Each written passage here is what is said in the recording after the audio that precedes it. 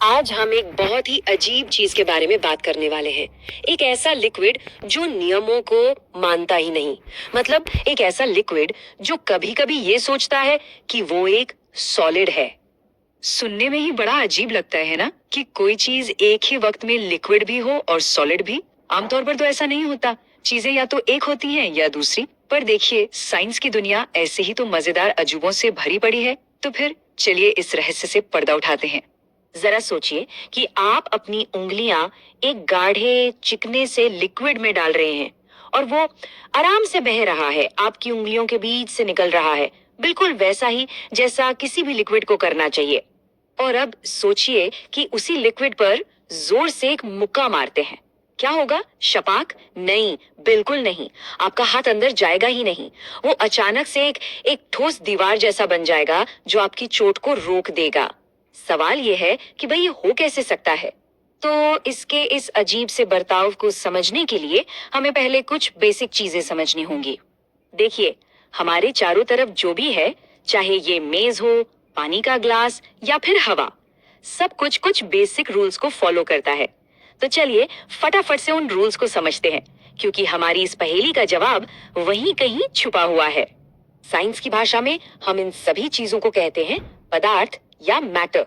और ये मैटर आमतौर पर तीन मेन स्टेट्स में पाया जाता है। सबसे पहले तो आते हैं सॉलिड यानी कि ठोस। इनकी खासियत ये है कि इनका शेप और साइज फिक्स होता है। जैसे कि एक पेंसिल, उसे कहीं भी रख दो वो पेंसिल ही रहेगी। उसका आकार और वो कितनी जगह ले रही है वो सब फिक्स है। फिर आते हैं लिक्विड्स यानी तरल। ये तो बहते हैं, इन्हें जिस भी कंटेनर में डालो ये उसी का शेप ले लेते हैं। पर हाँ, इनकी मात्रा फिक्स रहती है।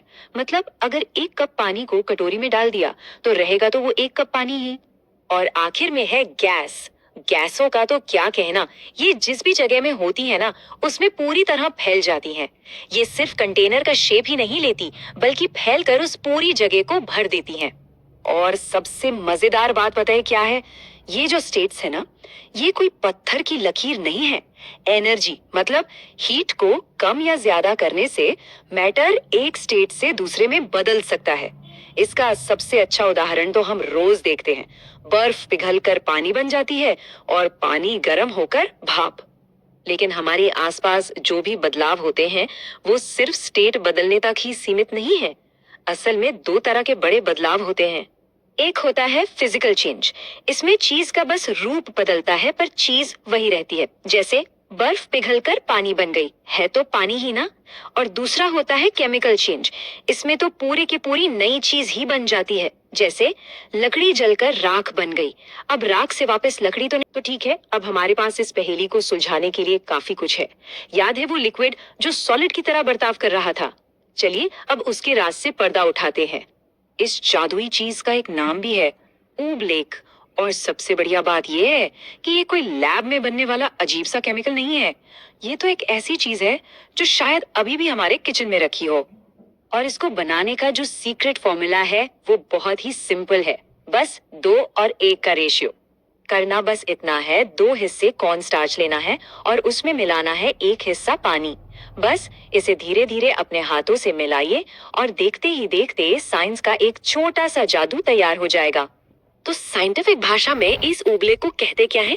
इसे कहते हैं नॉन न्यूटोनियन फ्लूइड। अब ये नाम थोड़ा फैंसी लग सकता है पर इसका मतलब बहुत सीधा है।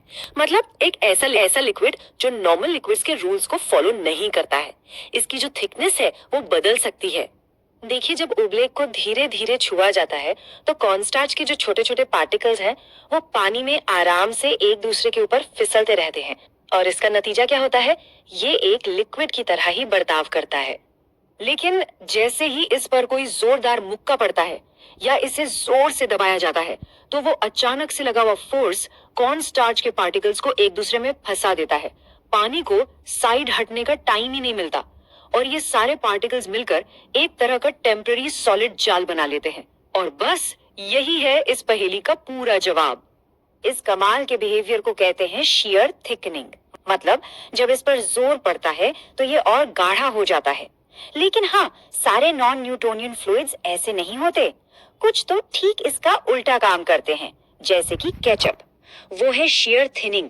आप बॉटल को हिलाते हैं ना, तो वो फोर्स उसे और पतला कर देता है ताकि वो आसानी से बाहर आ सके। वैसे स्लाइम और दलदल भी इसी अजीब लिक्विड फैमिली के मेंबर हैं।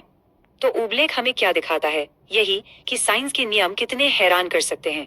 और ये सिर्फ किचन में करने वाला कोई मजेदार एक्सपेरिमेंट नहीं है।